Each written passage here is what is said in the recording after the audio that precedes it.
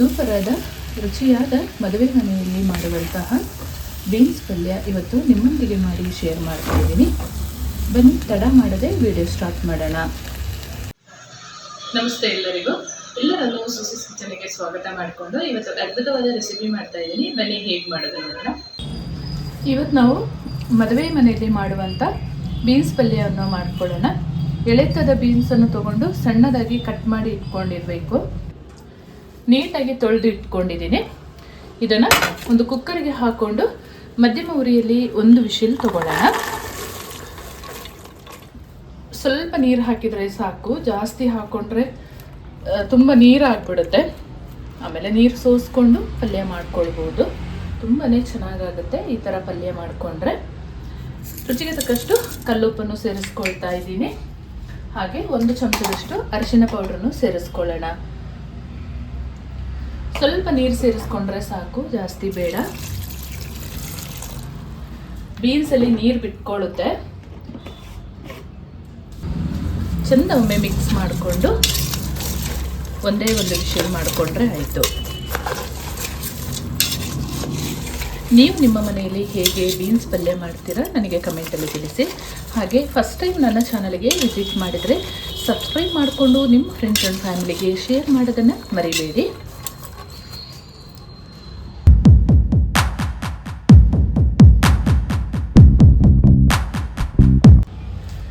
Beans ಪಲ್ಯಕ್ಕೆ ಹಾಕೊಳ್ಳೋಕ್ಕೆ ಒಂದು ಮಸಾಲೆ ready ಮಾಡ್ಕೊಳ್ಳೋಣ.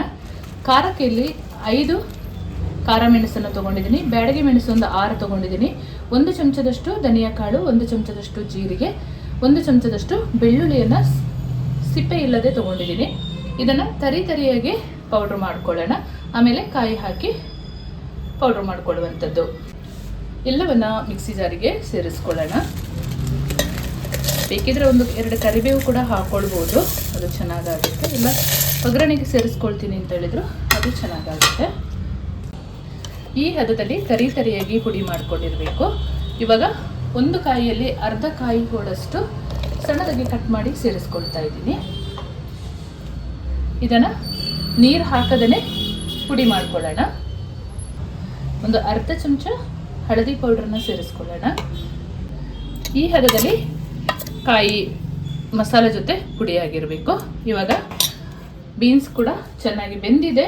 ಒಂದು ವಿಷಲ್ ಮಾಡ್ಕೊಂಡಿದ್ದೀನಲ್ವ, ನೀರು ಕೂಡ ಸೋರಿದೆ. ಒಂದೇ ವಿಷಲ್ ಮಾಡ್ಕೊಳ್ಬೇಕು. ನೀರು ನೋಡಿ ಇಷ್ಟು ನೀರು ಸಿಕ್ಕಿದೆ. ಇದನ್ನು ಹಾಗೆ ಕುಡಿಬೋದು ಕೂಡ, ಚೆನ್ನಾಗಾಗುತ್ತೆ. ಈಗ ಪಲ್ಯ ಮಾಡ್ಕೊಳ್ಳೋಣ. ಒಂದು ಮಣ್ಣಿನ ಪಾತ್ರೆ ಒಲೆ ಮೇಲೆ ಇಟ್ಕೊಂಡು 2 ಚಮಚದಷ್ಟು ಅಡಿಗೆ ಎಣ್ಣೆನ ಹಾಕಿದ್ದೀನಿ. ಎಣ್ಣೆ ಚೆನ್ನಾಗಿ ಕಾಯಿಲಿ. ಎಣ್ಣೆ ಚೆನ್ನಾಗಿ ಬಿಸಿಯಾಗಿದೆ. 1 ಚಮಚದಷ್ಟು ಸಾಸಿವೆ ಸೇರಿಸ್ಕೊಳ್ಳೋಣ. ಸಾಸಿವೆ ಚಿಟಪಟ ಅನ್ನುವಾಗ 3 ಈರುಳ್ಳಿನ ಕಟ್ ಮಾಡಿ ಸೇರಿಸ್ಕೊಳ್ತಾ ಇದ್ದೀನಿ. ಈರುಳ್ಳಿ ಸ್ವಲ್ಪ ಜಾಸ್ತಿ ಹಾಕಿದರೆ ಚೆನ್ನಾಗಾಗುತ್ತೆ ಬೀನ್ಸ್ ಪಲ್ಯಕ್ಕೆ. ಒಂದು ಫ್ರೈ ಮಾಡ್ಕೊಳ್ಳೋಣ.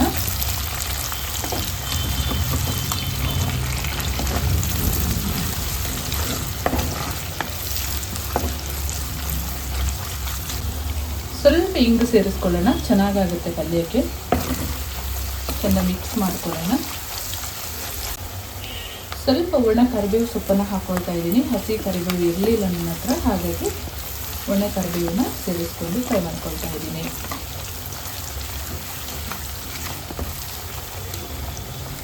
ಈರುಳ್ಳಿ ಈ ಹದದಲ್ಲಿ ಸಾಫ್ಟ್ ಆಗುವಾಗ ನಾವು ಪುಡಿ ಮಾಡಿ ಇಟ್ಕೊಂಡ ಕಾಯಿ ಪುಡಿ ಏನಿದೆ ಅದನ್ನು ಸೇರಿಸ್ಕೊಂಡು ಫ್ರೈ ಮಾಡ್ಕೊಳ್ಳೋಣ. ಎಣ್ಣೆಯಲ್ಲಿ ಚೆನ್ನಾಗಿ ಫ್ರೈ ಆಗಬೇಕು. ನಾವು ಹಸಿ ಮಸಾಲೆನ ಪೌಡ್ರ್ ಮಾಡ್ಕೊಂಡಿದ್ದಲ್ವ, ಹಾಗಾಗಿ ಉಪ್ಪು ನೋಡ್ಕೊಂಡು ಹಾಕ್ಕೊಳ್ಬೇಕು. ಯಾಕೆಂತ ಹೇಳಿದ್ರೆ ಬೀನ್ಸ್ ಬೇಯಿಸ್ಕೊಳ್ಳುವಾಗ ನಾವು ಉಪ್ಪು ಹಾಕ್ಕೊಂಡಿದ್ವಿ, ಹಾಗಾಗಿ ಆಮೇಲಿಂದ ಬೇಕು ಅಂದರೆ ಸ್ವಲ್ಪ ಪುಡಿ ಉಪ್ಪನ್ನು ಸೇರಿಸ್ಕೊಂಡ್ರೆ ಆಯಿತು. ಈರುಳ್ಳಿ ಮಸಾಲೆ ಎಲ್ಲ ಚೆನ್ನಾಗಿ ಫ್ರೈ ಆಗಿದೆ. ಇವಾಗ ಬೇಯಿಸಿಟ್ಕೊಂಡ ಬೀನ್ಸನ್ನು ಸೇರಿಸ್ಕೊಳ್ಳೋಣ.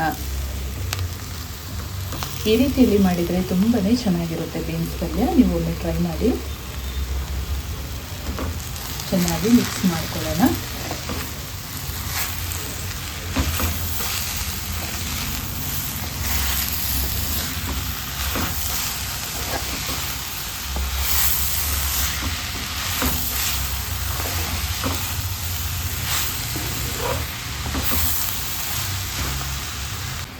ಬೀನ್ಸ್ ಹಾಕಿ ಮಸಾಲೆ ಜೊತೆ ಚೆನ್ನಾಗಿ ಮಿಕ್ಸ್ ಆದ ಮೇಲೆ 1 ಚಮಚದಷ್ಟು ಬೆಲ್ಲ ಪುಡಿಯನ್ನು ಸೇರಿಸ್ಕೊಳ್ಳೋಣ. ತುಂಬಾ ಚೆನ್ನಾಗಾಗುತ್ತೆ.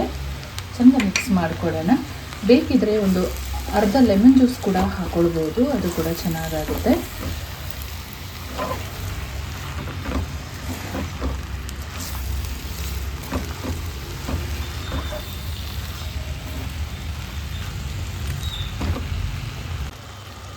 ನಮ್ಮ ರುಚಿಯಾದ ಬೀನ್ಸ್ ಪಲ್ಯ ಈ ರೀತಿಯಲ್ಲಿ ರೆಡಿಯಾಗಿದೆ.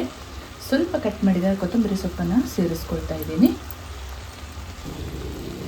ಇದೇ ರೀತಿಯಲ್ಲಿ ಒಮ್ಮೆ ಬೀನ್ಸ್ ಪಲ್ಯ ಟ್ರೈ ಮಾಡಿ. ಹೇಗಿತ್ತು ಕಮೆಂಟಲ್ಲಿ ತಿಳಿಸೋದನ್ನು ಮರಿಬೇಡಿ. ನಿಮ್ಮ ಕಮೆಂಟ್ ಓದಲು ಕಾಯ್ತಾ ಇರ್ತೇನೆ. ಹಾಗೆ ನನ್ನ ಚಾನಲ್ಗೆ ಫಸ್ಟ್ ಟೈಮ್ ವಿಸಿಟ್ ಮಾಡಿದರೆ ಪ್ಲೀಸ್ ಸಬ್ಸ್ಕ್ರೈಬ್ ಮಾಡಿಕೊಂಡು ನಿಮ್ಮ ಫ್ರೆಂಡ್ಸ್ ಆ್ಯಂಡ್ ಫ್ಯಾಮಿಲಿಗೆ ಹೆಚ್ಚು ಶೇರ್ ಮಾಡೋದನ್ನು ಮರಿಬೇಡಿ. ಮುಂದೆ ಅದ್ಭುತವಾದ ಹೊಸ ಅಡುಗೆಯೊಂದಿಗೆ ನಿಮ್ಮನ್ನು ಭೇಟಿ ಮಾಡ್ತೀನಿ. ಅಲ್ಲಿವರೆಗೂ ತುಂಬ ಹೃದಯದ ಧನ್ಯವಾದಗಳು.